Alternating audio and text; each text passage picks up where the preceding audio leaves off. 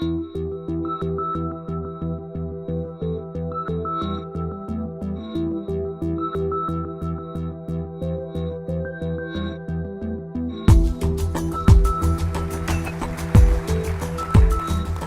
thank you. I'm going to be talking today about things lost and things discovered. I'll also be talking about demystifying the creative process. To start, I have to begin with a little background story and a question. How many of you have suffered one great loss or another in your lives? Okay, it's a room full. Well, we are told that we're not defined by the loss, but we're defined by how we respond to it. And that holds true for also things that happen to us that are good. It's not the events that happen to us, but it's about how we respond to those events. I am recovering from what they call a post-concussive condition.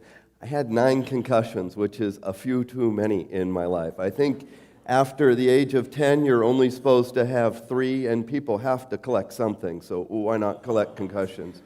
But with concussions, when you recover from it, they call it post-concussive disorder, and many of the boys that are girls and girls that are coming back from overseas are suffering from something similar called post-concussive disorder, which we're just beginning to find out about. Mine happened in 2008. I was hit by a 18-wheel truck that decided to park in the back seat of my car, a bad parking spot. And when I came out of the accident, about a week later, I lost a lot of things. One of the things I lost was my ability to talk and my ability to remember who I was, which may have been a good thing. I was told I'm much nicer now since the accident. I'm not sure how to take that from my best friends. Also, I lost a superpower. When I was a little child, I started drawing, and I started studying art at the age of 9 and was formally trained and could literally draw anything both in my head and in front of me. And after the accident, my hand would just go like this. My doctor also told me that I would never get my higher words back, which was upsetting as a professor, and that it would take 10 years before I could teach or recover. And I said, I'll start tomorrow teaching. The university that I taught at allowed me to teach one course. My students were really lovely in letting me come in.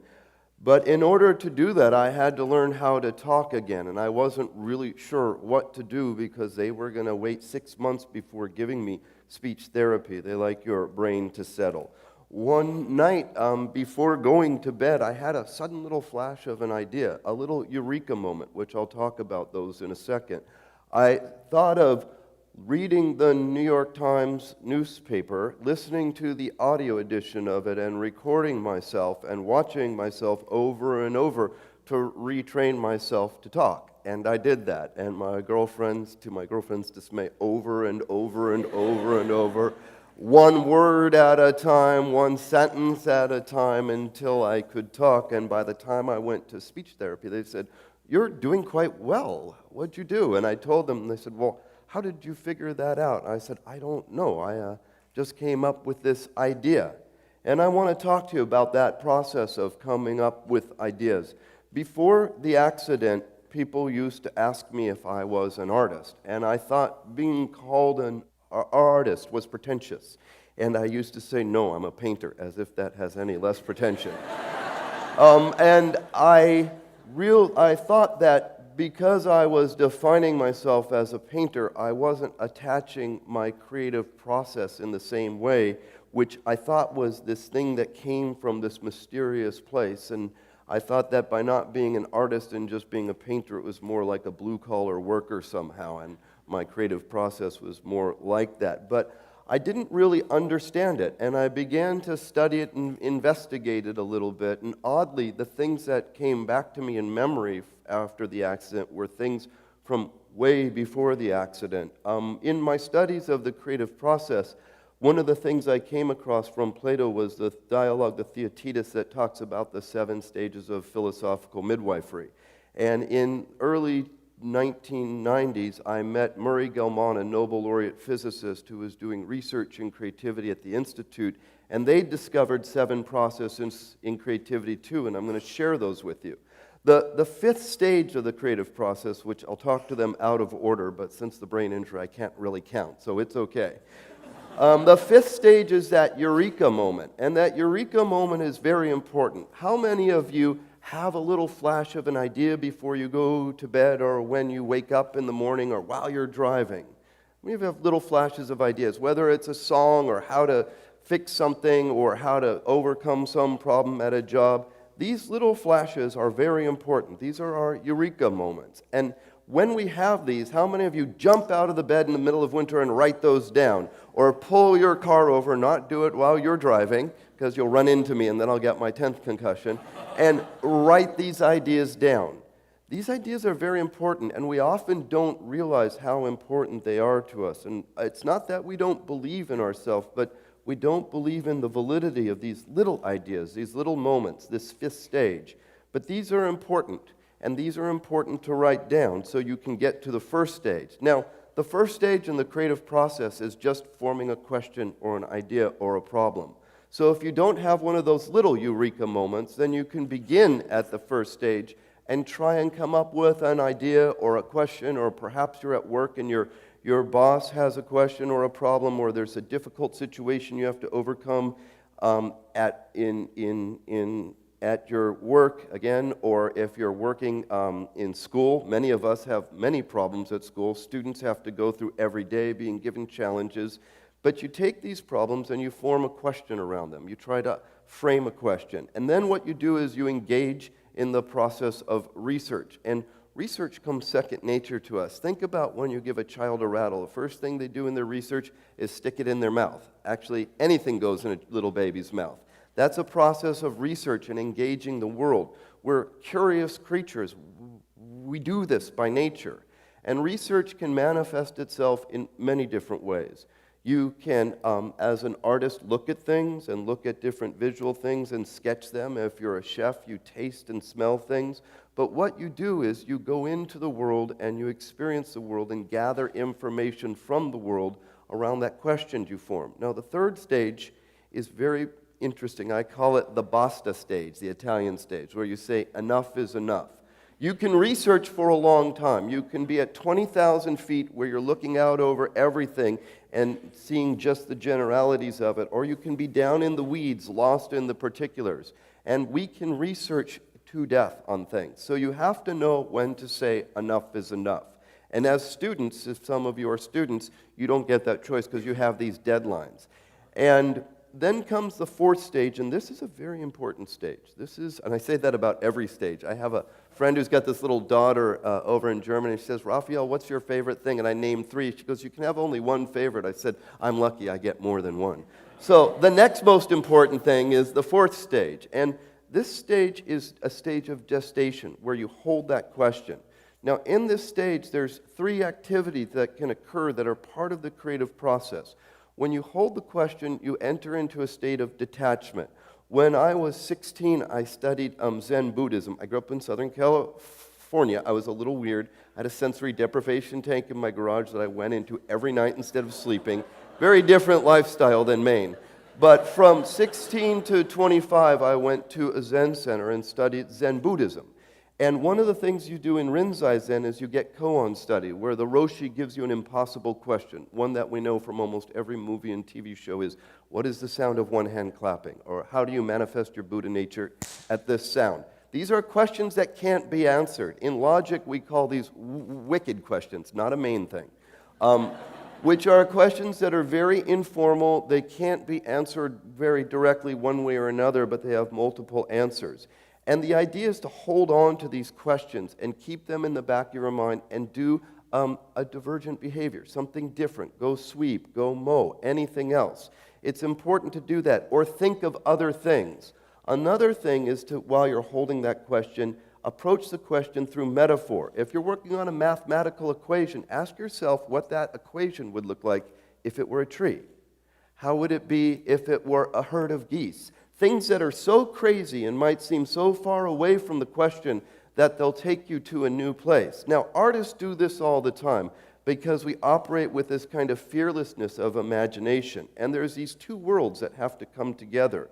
We all live in the world of operations, the day-to-day world where we have to do all our organizational life, putting toothbrush and toothpaste together, going to work, punching the time clock, which I don't think they have anymore, driving to and fro. And all these operations draw us away from our true nature, which is our inventive nature. They say that necessity is the mother of invention, but I really think that invention is second nature to us. It's a very primal aspect of our being.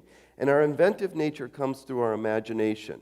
And our world of imagination is very important. So you have this world of operations over here, the day-to-day world. Then you have this world of daydreaming and imagination. And you don't want to do this too much because people will slap you and say, hey, wake up, stop daydreaming. But it's important to do that because you have to go away from this world of operations and through divergent behavior or through metaphor, imagine and think of things differently. Visualize the problem. Imagine what that calculation might look like. Imagine what that thing, that answer you have might seem like if it were something else. And mesh these two worlds together. We call in science the world of empiricism and in artist intuition, and you have to weave the fabric of both together. And in doing so, you can get to, again, the most important stage, the fifth stage, the eureka moment, the big eureka, where you get the idea again, but now you have an answer to it. And then comes the 6 stages where a lot of people fail, and that's the process of making. When challenged with having a good idea and bringing it into being or birth, actually making it is very difficult for us because we're afraid of failure. We're afraid that it won't look good. We're afraid that people won't like it or us, and you have to operate without fear. You have to accept that you might fail, and in fact, failure might actually be good. I tell my students, I'd rather have eloquent failure than boring success. And this failure is really important, or this success that you have. But if you don't know how to make the thing, let's say you've imagined a new process for renewable energy, but you're like me, you're just a dumb painter. Well, then you get people around you that can help you make that thing. Or if you can't find them, you write it down, you describe it in detail. So eventually, you can either patent the idea, which is always a good thing, or you can find the people who can help you bring that idea into being. But it's important to remember that we have to bring these ideas out. We have to share these ideas, because if we don't, then the world doesn't move forward. We don't innovate, and we don't create. And the last most important stage, I keep saying that, is the stage of testing and criticism, or when we share things. When we bring them into the world. In the world of science, it's testing. In art, in criticism. In the real world, it's just sharing and asking what people think, and not being afraid whether people like it or they don't like it, whether you've made something that's wonderful, or in the Theaetetus, what they call a wind egg, which is a philosophical Platonic word for a fart. They call it a wind egg. Sounds better in the Greek. But this idea of bringing things into the world is really important and very critical. So I sort of want to kind of go back over these to make sure we understand everything. There's 7 stages in this creative process, and these stages do not come in any particular order, but you have to learn to recognize these stages. The more that you recognize them, the more that you'll be able to enter in and out of them fluidly. So it's not like you start in 1 and now I'm going to 2 and now I'm going to 3, but allow yourself to maybe journal and keep track of when you're in the state of research, when you're in the state of gestation. I have my students write down the feeling states that happen while they're around it. How do you emotionally feel when you get a great idea, or when you pop into an idea, or when you've researched so much your brain is just exhausted? Keep track of those feelings. The other thing is that when you're in these states, and especially the 5th state, these little eureka moments, capture these ideas. Don't think that they're worthless. I've had some really crazy ideas. I was in Chicago 15 years ago at, which university was it? The Chicago Institute of Technology, and this German doctor, Professor Epps, called me upstairs because they were going to hire their first artist, and he goes, why would we hire an artist? What can you invent or imagine? I said, I don't know, what about a cell phone data projector? Now, this is way before we had the technology, and he said, absolutely impossible, that's a dumb idea, can get that small, the battery power, blah, blah, blah, blah, blah. When the first white paper was released by this, and by the way, I wrote the idea down and sent it to Nokia, Samsung. I'm not taking credit for it, but I sent that idea out into the world. But when the first white paper came out, I sent it to Dr. Epps, and I said, crazy idea, huh? These ideas are really important that we have, and we don't know how valid they are or how invalid, but what is important is to know to keep them, to make them, and to share them. So I ask you before I leave, the most important thing that you take away from this talk is to value your ideas and be fearless in your ability to bring them in the world and make them and share them with one another. Thank you very much.